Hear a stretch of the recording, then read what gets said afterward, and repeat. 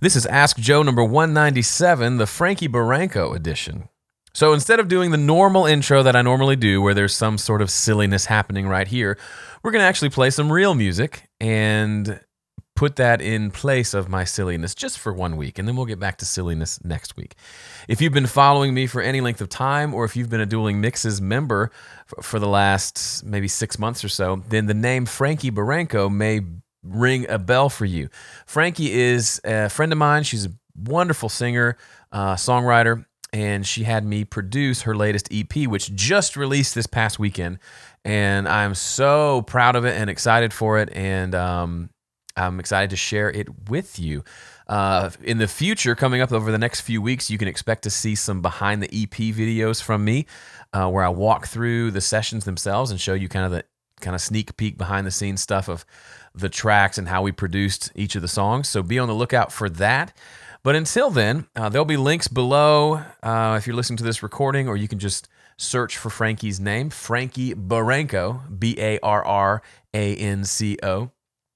And you can check out the EP. It's called Still. It's available pretty much anywhere you can get music.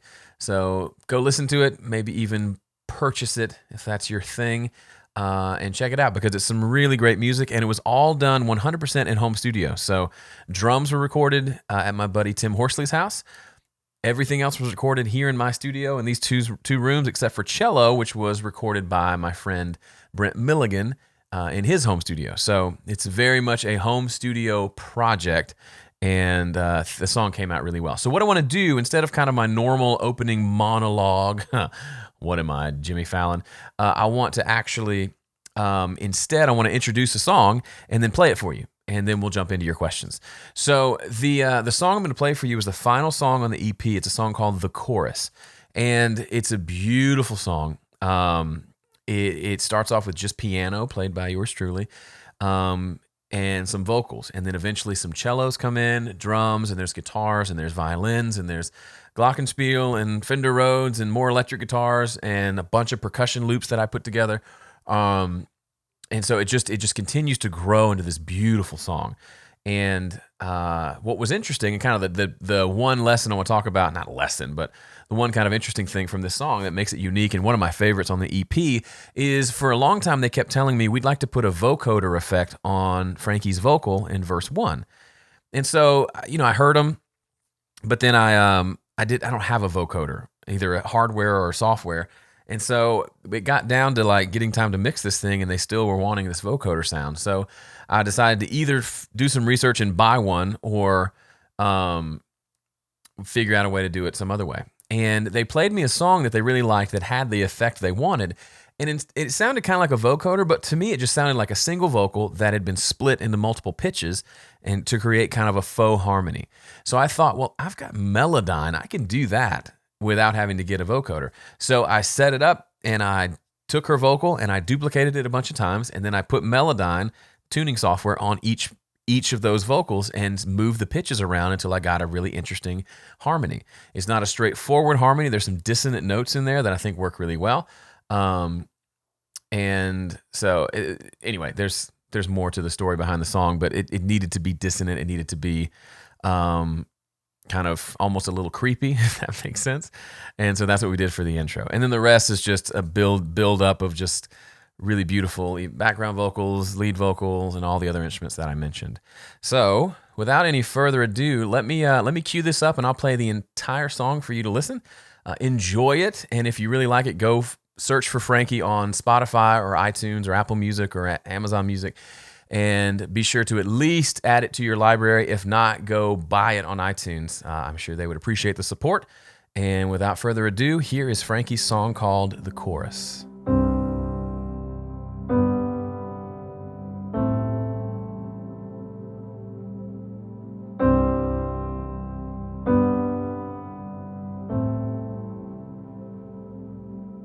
Tonight is when I needed you,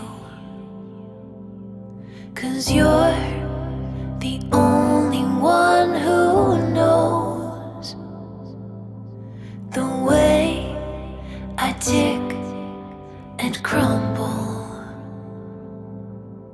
You made my world seem normal, but you can't be here with me. If I could have just one more day with you, I'd ask you all the things I know you knew.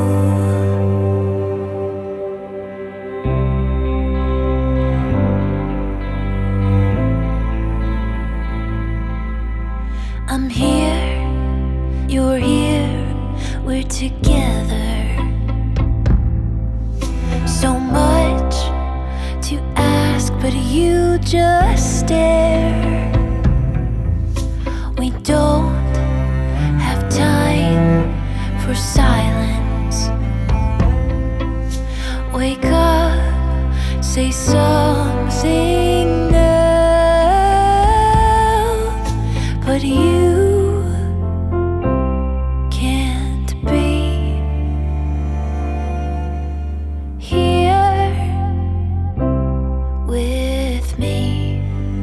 If I could have just one more day with you, I'd ask you all the things I know you knew, but you once said that I am not alone.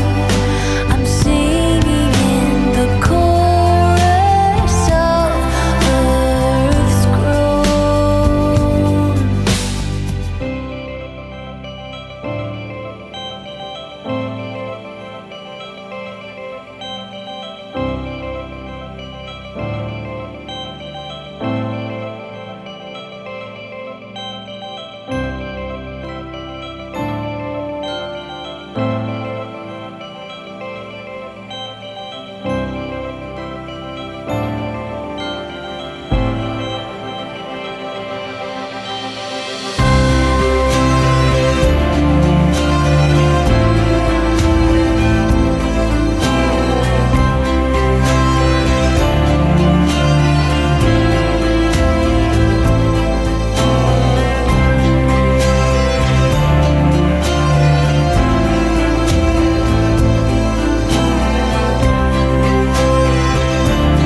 But you can't be here with me. If I could have just one more day with you, I'd ask you all the things I know you knew, but you once said that I am not alone. I'm singing in the chorus of Earth's groan.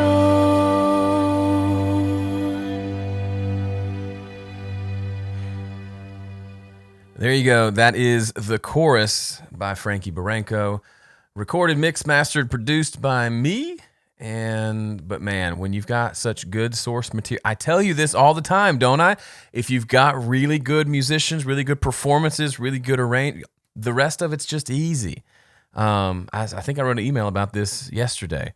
I wonder if what makes famous engineers famous is that they work with really good musicians, and that's actually why everyone thinks they're awesome. I'm not downplaying the awesomeness of those engineers anyway.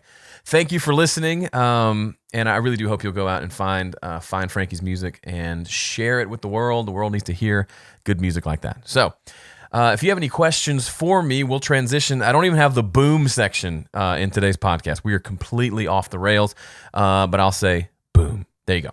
So if you have your questions, now's the time to ask them. I've got maybe one or two over on Facebook. So you live folks need to pull up the Slack and bring some good questions, because this podcast is only as good as the questions that you bring, and it's only as valuable as the questions and the answers. So give me your questions. Someone said my camera's missing. Sorry. There's my beautiful face. I know you missed it. Okay, so now that you have my face, maybe you're more likely to ask some really good questions. But I will first grab a couple questions from Facebook, and then we'll check out the live chat, folks. By the way, if you've never attended one of these things live, I would encourage you to do so. They happen most Tuesdays at 1 p.m. Central Time. If you tend to forget things like I do, you can go to homestudiocorner.com/calendar, and there's a link there to subscribe to my Home Studio Corner calendar, which has the this marked every Tuesday, and there's a little alert in there, and it actually gives you the link to get to the live stream. It's all right there for you, so check that out, and love to see you here on a live stream. If you've never made it, come hang out. It's quite a bit of fun. All right, Thomas Bjorndal has a question.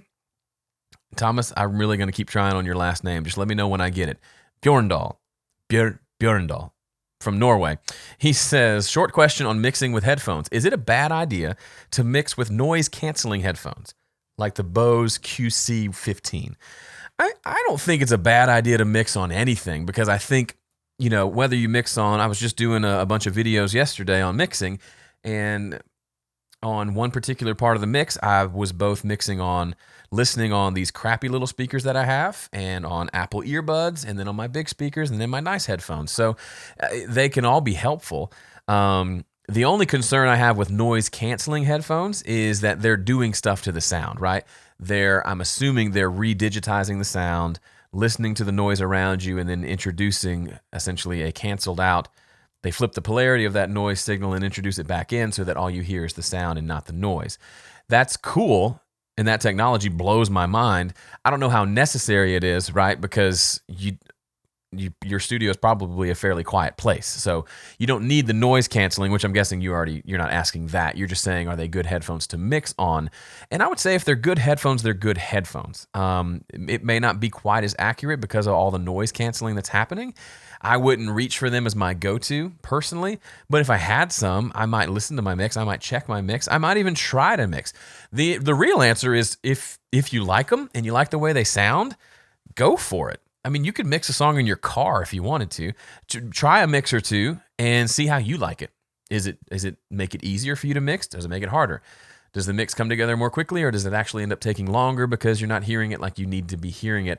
I don't know what that answer is for you, but I would imagine, I don't know the Bose stuff very well, but I would imagine I've got one of their speaker deals, a little flat deal in my living room, and it sounds pretty good. So I imagine their headphones sound pretty good as well. So maybe the noise canceling is a moot point. They're good headphones and they're great for mixing. You just got to give it a shot. And that was my only, unless I refresh this and it comes, oh dear, I just accidentally reversed the audio instead of refreshing my browser. Hang on, let me make sure. I hit Apple R, and I had the chorus, the song we just listened to, selected, and I thought it was going to reverse it. I don't think it did. Let me just check the waveform. Okay, that looks like the right direction. Anyway, I was trying to refresh my browser to see if there are any other questions on Facebook. I am not on my game today. Well, while that is trying to refresh, let's see. I don't think I'm seeing any more questions. Nope. All right, Facebook, you're fired. We're moving on to the folks who made it here live. Will Paxton's here. What's up, brother? Will is just released an EP called, what's it called? Hang on. If you want to hear some home studio music by good old Alabama boy, hang on. It's right here on my phone. My phone's on the charger. Hold, please. Promises, that's right. So go check out Will Paxton EP Promises. Got some cool guitar tones on there. Support your local. It's not local, but it's our local home studio corner world. Okay, but he had a question. He says, when you do a final mixdown of a song, do you bounce it in real time or just let it bounce at the faster speed? I'm probably a bad person to ask. I actually just bounce it offline, just like I always do. I'm sure there are benefits to bouncing it down in real time, but I don't know. I mean, you just heard that song I just played for you was mixed and mastered with the bounce down happening offline. I think it sounds good. I've never A-B'd them because I've never been that unhappy with the way things sound like bounce down. So I just bounce it offline. I like saving time, which is probably funny because music is such a non-time saving thing because you have to sit and listen and wait. Anyway, Dan Heister says, do you master your own mixes when producing? Not always, but a lot of the times I do. I've gotten better. So a few years ago, I didn't because I really didn't feel like I was very good at mastering. So I used Ian Shepherd mastered the first several of my albums. More recently, due to feeling more confident as a mastering engineer and also just simply running out of time, I've mastered a lot of my stuff myself. So my EP Free and the most recent one, Someone to Blame, I mixed and mastered those. Frankie's EP I mastered mostly there because they didn't really have a budget to go to mastering, which is a pretty normal thing. So if you can develop your mastering skill set, it's not a bad idea. If you're mixing something, you can usually, it's a pretty easy add-on. If from a business standpoint, you're mixing for someone, hey, would you like me to master this as well? If you mixed it, I feel there are a lot of benefits to getting someone else to master it completely, and we've talked about that. But one benefit of you mixing and mastering is that it's probably closer to how you want it to sound mastered once you mix. So then you might be able to get a master pretty quickly. So you may be able to give a discount on mastering so everybody wins, right? Just something to think about. All right, the questions are coming in. Thank you all for being awesome and asking questions. And thanks for attending this. I know it's a Tuesday, middle of the day, and you could be doing a lot of different things with your time, and I appreciate you spending it with me. Sam McGill says, hey, do you have much experience or advice for recording outside? I mean, in terms of a live session type thing. I don't. I've recorded outside of my studio in other places. Johnny Lipsham's here. What's up, brother? But I don't know if I've had a session outside, like a live gig outdoor that I'm recording. So the only advice I would say is if you're going to use wind screens for the mics is probably helpful for the wind. Other than that, a lot of the same principles apply, except you don't have as much room problems, right? Yeah, that's all I got. I'm sorry. I'm not much of a live sound guy. So while the principles are pretty similar, the actual implementation can be quite different for sure. Daniel Chevelle says, I have one condenser mic and an SM58. I've always have a hard time getting a good vocal sound. I'm not sure if it's the mics or how they're EQ'd. A lot of it is, of course, my voice. Any tips? Well, Daniel, it's a good question, and I like that you have two different types of mics, a condenser and a 58. The biggest variable is, just like you said, I would say your voice itself. If the recordings sound an awful lot like your voice, and you're still not happy with it, then it may be that you're just not happy with your voice. So maybe that's something to address. Vocal lessons, vocal training, more vocal exercises and things like that, because you can't improve your singing. You can't change what you were born with as far as like the actual physiological construction of your nasal passages and vocal cords, but obviously you can get better at things. So practice may be a thing. And I don't know you, Daniel, so obviously that's just a shot in the dark. Big thing for me, especially in the last couple of years. So if you followed me, say 4 years ago, and you said, give me some advice for recording vocals, I would say back up from the microphone. Because at the time, I had just had some bad experience with some muddy vocals where the vocalist got too close to the microphone, and it was just ended up being pretty muddy. And I found that backing up made it sound a lot clearer. I've kind of reversed my tune on that. I actually find a nice thick vocal to be easier to work with than a thin one from farther away. For one thing, if you get too far away from the microphone, you lose some of that warmth that you may want in the recording. So for example, I had Frankie get right up on the microphone for the songs that you heard earlier. And then that gave me the option. I didn't get her so close that it was boomy, but pretty close to where I had plenty of warmth that I could work with in the mix. If a song needed more warmth, for example, the quieter songs where it's just her and a guitar, for example, I want her voice to be a little bit fuller. And then that's a pretty easy thing to roll off with EQ. So I would say getting closer to the mic probably ends up being better most of the time. Those are my couple of things. So if you find yourself really far away from the microphones and that's why you're not happy with it, try getting closer. Or vice versa. Maybe your recordings are too boomy and getting away from the mic a little bit will help. Always improving the performance will always improve the recording. And it could also be a preamp thing. Maybe you need a little bit nicer microphone or maybe a nicer preamp to plug those microphones into. It can make a pretty big difference. But as you know, I'm not big on saying your answer is the equipment, period. Usually it's a combination of things. Mike says, in Studio One 3 Pro, is there a primary reason for creating effects channels versus bus channels for effects? What are the pros and cons? If I'm remembering it right, Mike, the effects channels don't have sends on them and buses do. I think that's the main difference. So if you want to take, for the most part, you never want to take your reverb and then send it to something else. So that's why I always just use effects channel. That's how it defaults to when I drag a reverb onto a send, it creates an effects channel. But occasionally I may have a delay that I then want to send to my reverb. If that's the case, I'll create it on a bus so I can then send that delayed signal to the reverb. That's pretty occasional, so I don't do it that often. Another Studio One question, Patrick Pleu says, will you use Console Shaper and CTC1? I can't remember what CTC1 is. I do use the Console Shaper, the one that comes with it. I haven't dove. Nope. I haven't dived. I haven't dove in. What's the word? Dived? I haven't dived into the paid ones yet. I haven't gotten them for the different console features, but I do like the stock one. If you're not sure what we're talking about and you're a Studio One user, I don't know if I can pull it up while I'm recording, but maybe I can. Here's the Console Shaper. Yep, I totally just crapped out my CPU, but it's still recording, so we're good. Console Shaper. I don't know if you can see it on the screen. No, you can't. Hang on. Let me change to this view. If we zoom in over here, I don't know if you can see that very well. It's just got a couple of controls to kind of emulate running through a console versus running through just the stock kind of very clean digital sound. I kind of like it. It makes the bass feel a little thicker, so I've been using it. The CTC1 is the new Console Shaper plugin, says Johnny Lipsham. So I'm guessing it's the one that has the extra different consoles. I've not used it yet. I did play with it at NAMM. I was at the PreSonus booth and just saw it. I thought it was cool. I thought it was included, but it's an extra paid thing, so I haven't gotten it yet. But certainly something to play around with.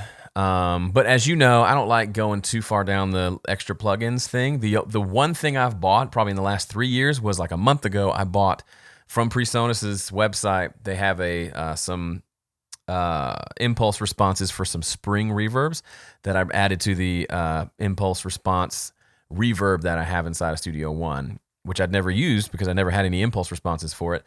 But this was cool. A spring reverb is very different from normal reverb. So I didn't have that sound other than routing it out to an 11 rack or to my actual amp and getting the spring reverb sound. I wanted to use it more, and it's been pretty cool. So I'm digging that. I like to buy plugins that are more creative than just plugins that change the sound, like EQs, compressors, consoles, things like that. So that's my take on it. And according to Johnny, dived is the correct modern English. In the 17th century, it was dove, which looks like the word dove. So now I'm super confused. Okay, there was another question here. Oh, from Dave Smith. I'm guessing not Dave Smith Instruments, but that would be cool.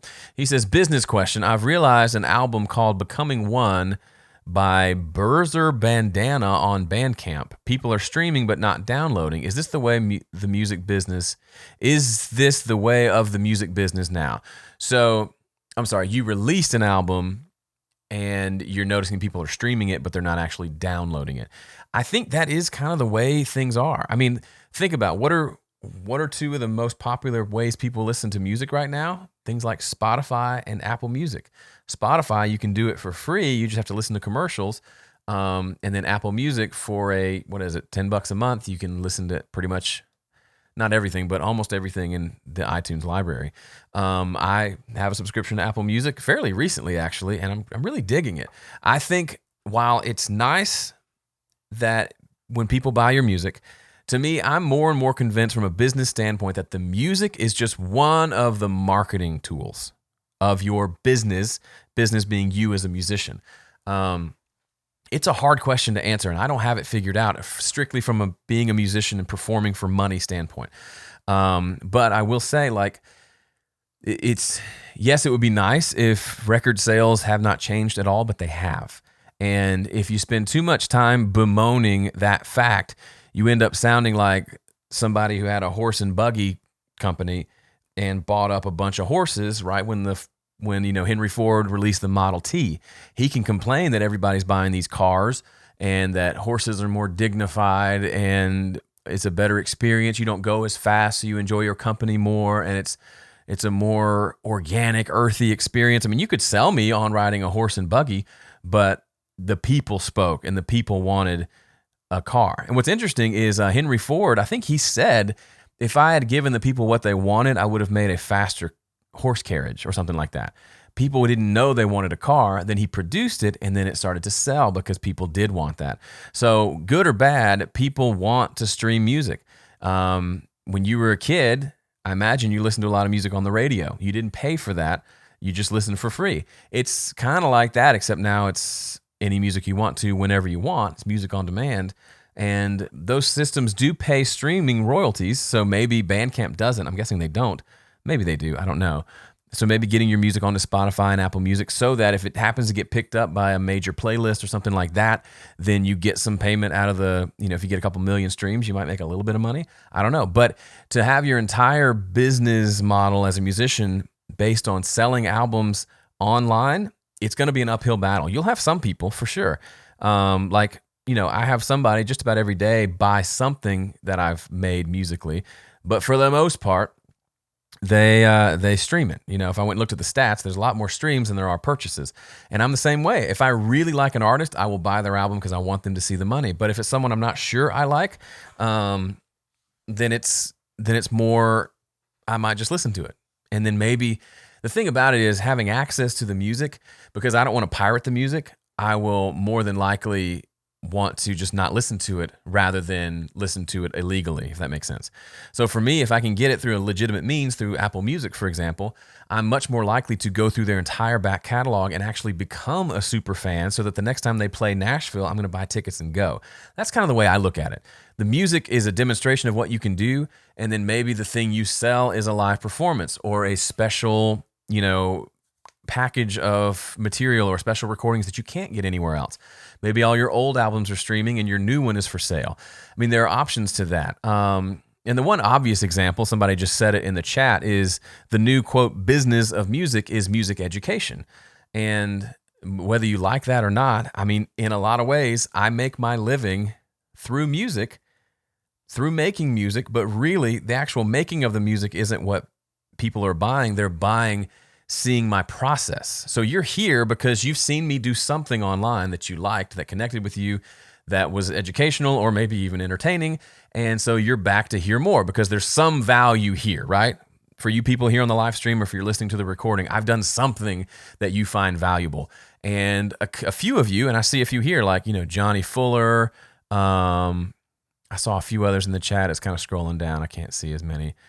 There's a few other here who are actually my customers. Like I know you're like a VIP member or a Dueling Mixes member. So you've actually paid me money to get access to more in-depth training on this topic of making music.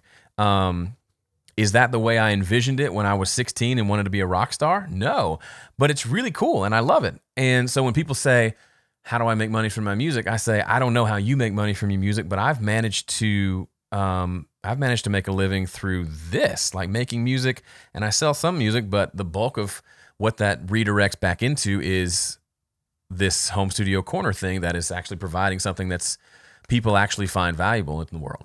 I don't know. That's probably a very self-serving answer, and you may not like that answer, but I don't know.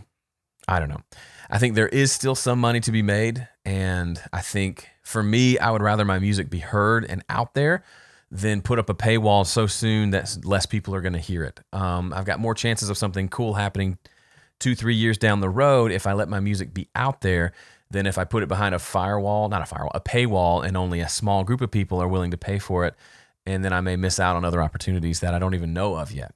Does that make sense? Andre says, do you think it's harder for a music producer to make money with the home studio revolution? What do you recommend? I think it's easier for a music producer to make money, especially, in a world where you've got people like Frankie Barranco. I just played you her song at the beginning of this episode. Talented, super talented musician. And they wanted to do an EP, so they did a Kickstarter.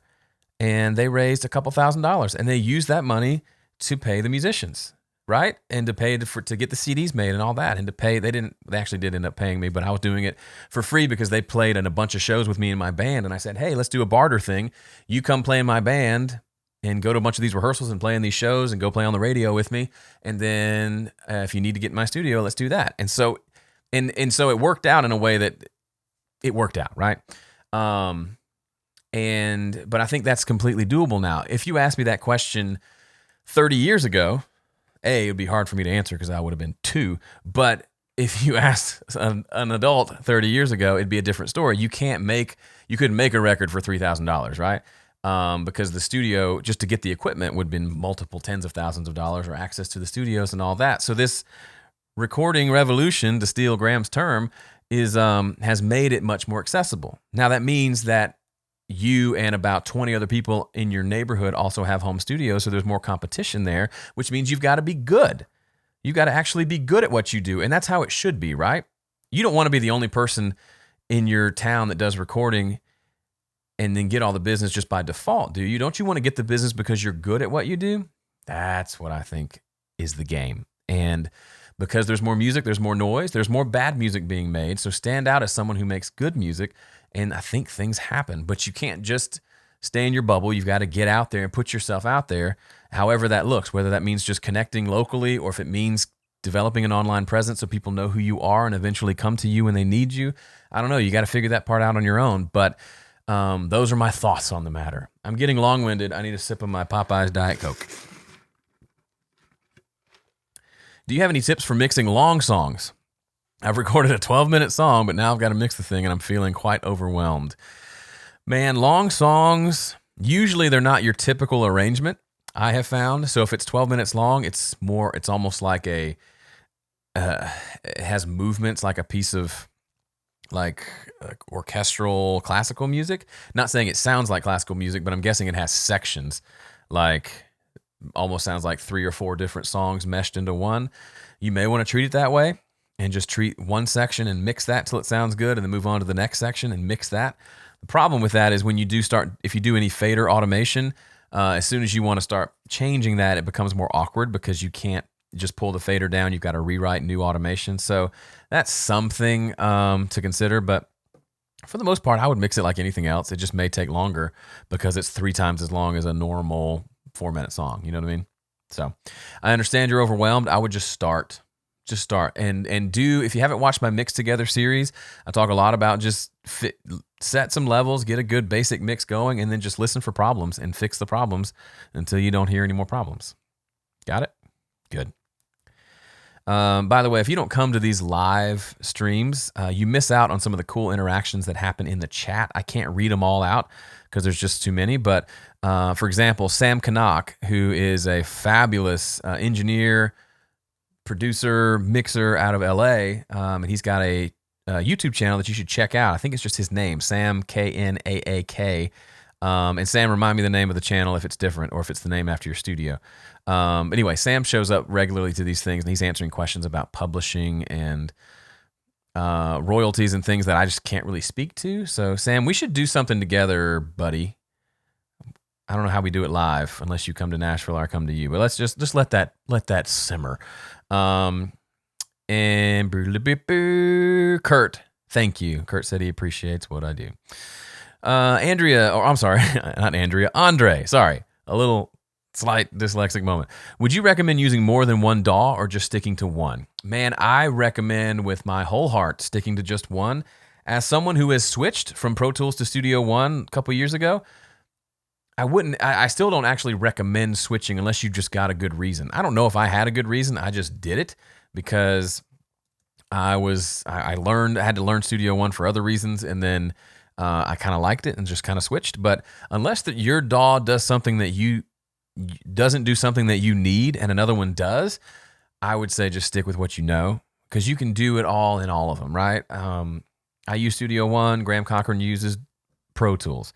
When we do dueling mixes, if I win, which I might win this month, but I've been on a losing streak, it's not because I use Studio One, it's just because he mixed better, right? And vice versa. So yeah, I don't like the thing about switching is there's so much of a learning curve. Just learning, okay, how do I do this one thing? And you spend 20 minutes figuring out how to do something that you could have done in 3 seconds in your other system.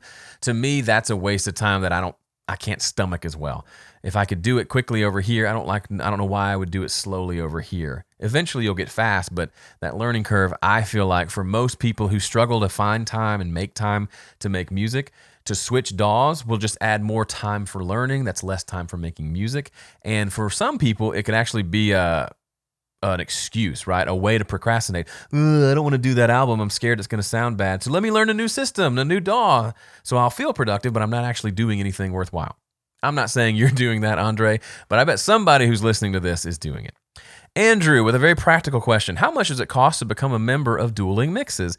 Great question. We have had the same price since we started over 4 years ago, about 4.5 years ago. It's $27 a month.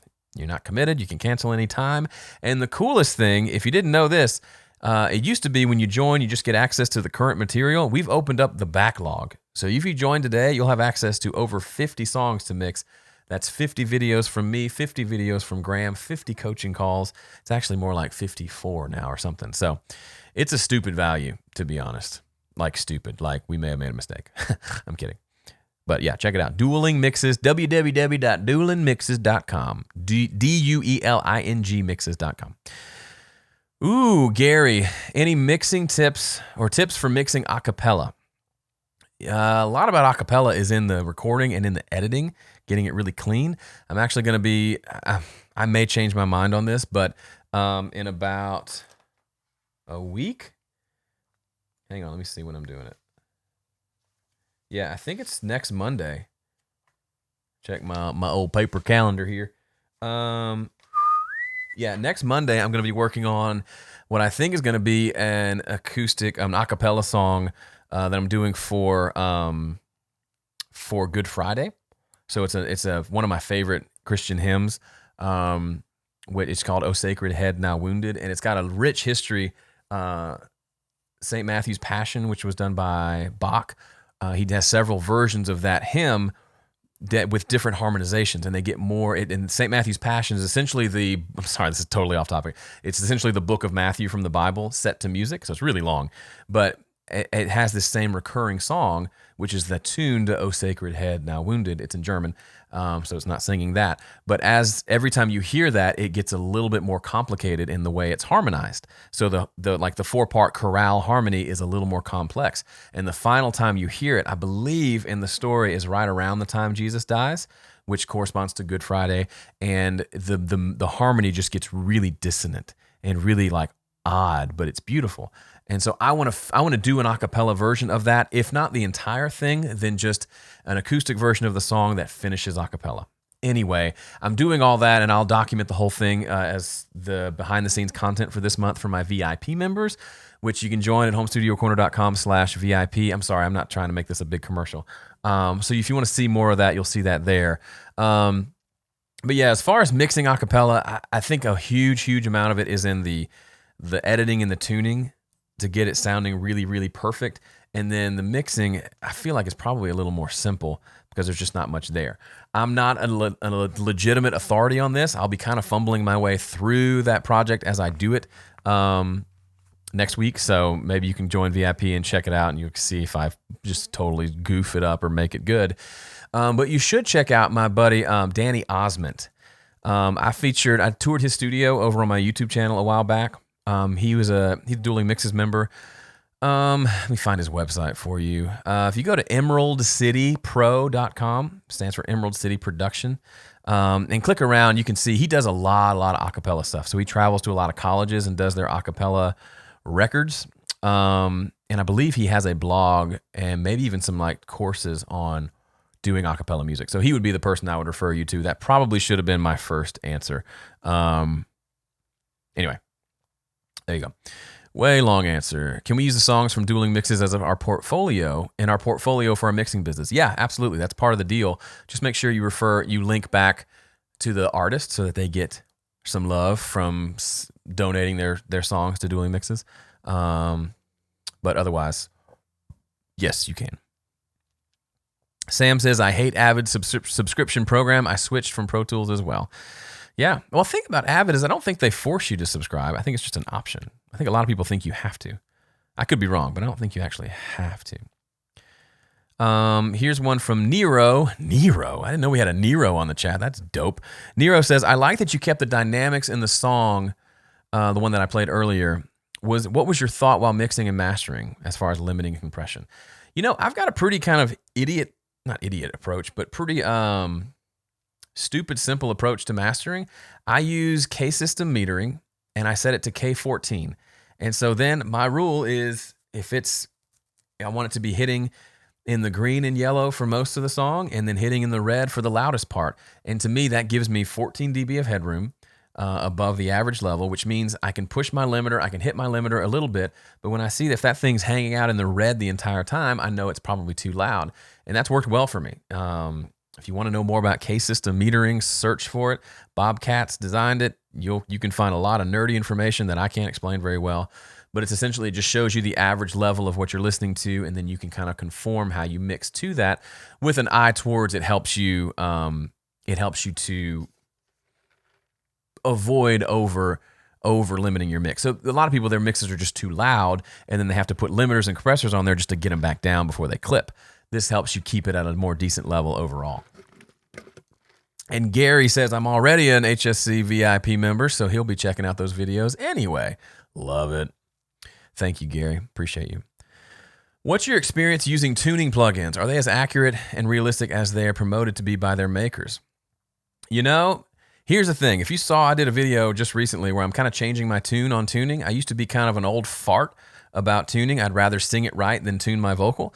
But then I just did some tuning on a whim, actually for the Frankie EP, Frankie Barranco. She was like, hey, there's a couple notes in there. We listened back, this verse and this chorus, there's a note I want you to tune. And I was thinking, tune? Like, don't you want to just come back and sing it, right? And it basically just, I realized, you know what? She's a fabulous singer. And no amount of tuning software can make a bad singer sound that good, right? And if she's off pitch in a couple notes, yeah, tuning software just changes the pitch and doesn't really change the tone if you do it well. So yeah, it actually does work. If you listen to all of Frankie's EP, her vocal has been tuned. If you listen to my EP, Someone to Blame, I tuned my vocal, and it sounds like me. It just sounds like me a little more in pitch in places. So I think it can work.